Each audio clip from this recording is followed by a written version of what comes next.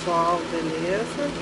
Hoje vamos fazer aqui um outro vlog para falarmos um pouco a respeito do comportamento dinâmico do Volkswagen Cruise-Up iMotion em iMotion em situações de chuva, né? Bom, a dinâmica do carro em si, ela se mantém inalterada. A impressão que eu tenho dos pneus é boa. Ele não tem muito, ele não deixa muito a desejar. Não é maravilhoso como um Dunlop ou um Michelin, né? Mas funciona, né?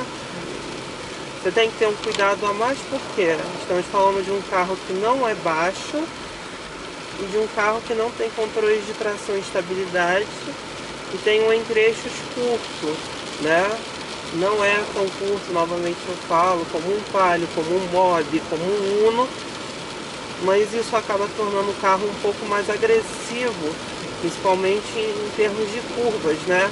Ele fica muito ágil e às vezes essa agilidade acaba criando algum risco de você fazer besteira, porque você não tem nenhum controle para te auxiliar. Principalmente estradas como essa daqui, que do nada parece uma curva maluca, que não é bem feita, então você tem que ter um certo cuidado. A dinâmica do carro em si, nesse tipo de condição, é bem tranquila, tá? Você não tem muito problema. O ruído é normal, me dá a impressão que o teto tem um isolamento acústico bom, tá? Porque quando eu tinha o Clio, quando chovia, assim como está chovendo agora, parecia que eu estava debaixo de um telhado de alumínio, né? Que ficava aquele tac, tac, tac, tac, tac, louco, né? Eu havia dito naquele vídeo da estrada de terra que eu achava que esse carro não tinha isolamento acústico dentro das caixas de roda. Mas a impressão que me dá é que ele tem sim algum tipo de isolamento, porque ele está isolando bem o ruído quando eu passo em cima de poças de água, né?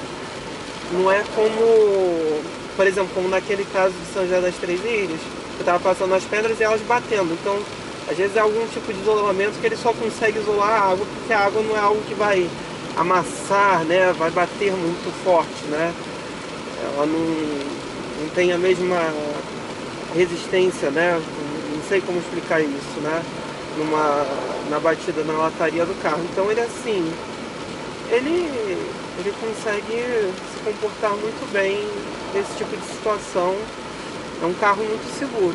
Agora, os pecados, novamente eu falo, como as pessoas dão mais valor a uma central multimídia do que a segurança, faz falta sim o controle de estabilidade.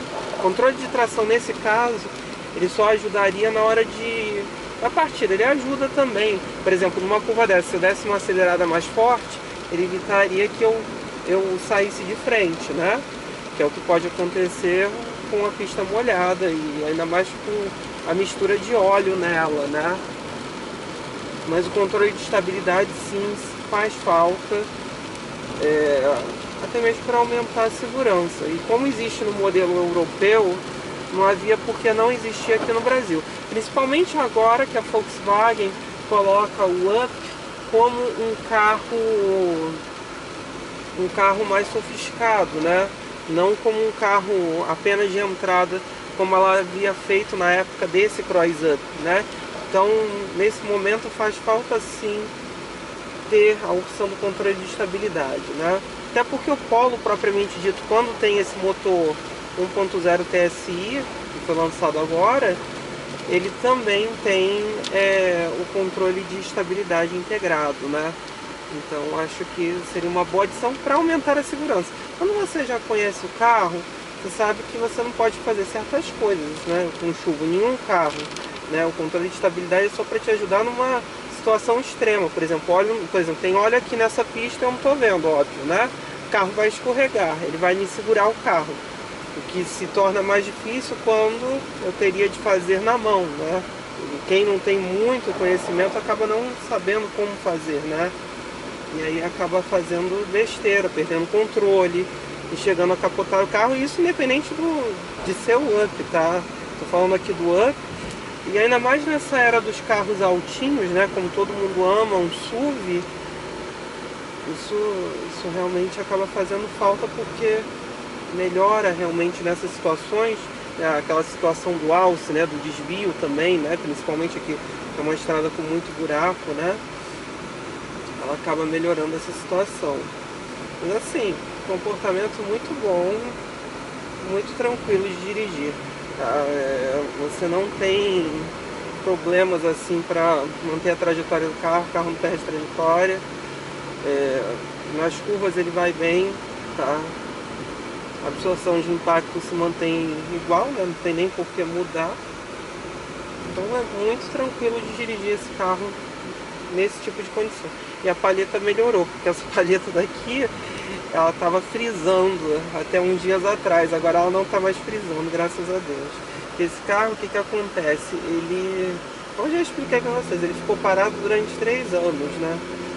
A pessoa comprou e não usou o carro, acabou que eu fiquei com o carro depois de um tempo. Então, essas palhetas têm a idade do carro, então estão funcionando até muito bem, né?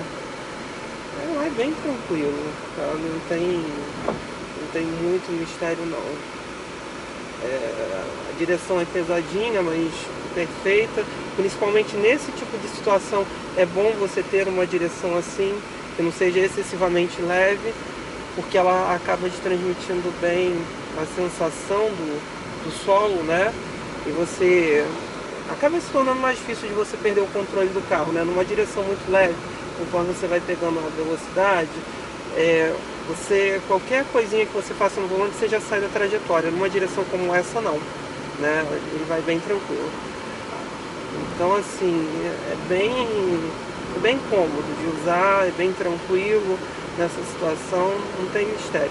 E em caso de temporal mesmo, de haver uma enchente, no caso do iMotion, você bota ele no modo manual, você faz ele segurar na primeira marcha, não pode passar dos 20, 30 km, obviamente, até para você não criar uma onda na frente do carro, né? Até porque o duto de admissão de ar desse carro é alto e a central eletrônica dele também é alta, então ele vai tranquilamente. Talvez a única coisa que possa lhe dar algum tipo de problema, mas eu não acredito que dê problema, até porque ela é baixa, numa condição como essa ela já está pegando um pouco de água, ela é blindada, né? É a central eletrônica que controla a embreagem, que ela fica aqui embaixo, do lado dos pedais, né? Mas na parte externa do paralama, né? Do carro. Mas assim, vai tranquilo, não tem problema nenhum, ele é altinho, então não tem mistério mesmo. Realmente o Up é um carro muito interessante na categoria dele. Bobo é quem acha que carro se compra por estética ou por central multimídia para exibir para o vizinho, né? Carro é para se usar, para se ter prazer e para se ter segurança também na direção, porque a gente, querendo ou não, o carro é uma arma, né? Então, e a gente nunca está imune a um acidente. Você pode dirigir muito bem, mas os outros não dirigem. Então, se você tiver de sofrer, e a gente espera que nunca tenha de sofrer, pelo menos que sofra numa coisa que é segura e não que seja algo do tipo bateu, morreu, como a gente conhece alguns concorrentes desse carro daqui, né? Tá bom, pessoal? Curtam, compartilhem, discutam aí embaixo. É isso então. Valeu!